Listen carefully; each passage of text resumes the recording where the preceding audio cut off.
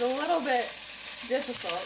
As you see, the whisk of egg is all shiny because of the butter and oil. This Gordon Ramsay here. She's making fried rice. The dogs in the background.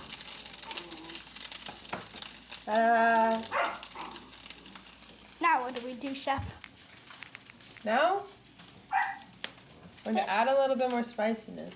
I was like, is that cinnamon? Ha! No. Chili powder. But I have used cinnamon in a soup recently. What? It was very good. Used cinnamon, celery powder, ginger, garlic, actually both cayenne and chili powder, salt,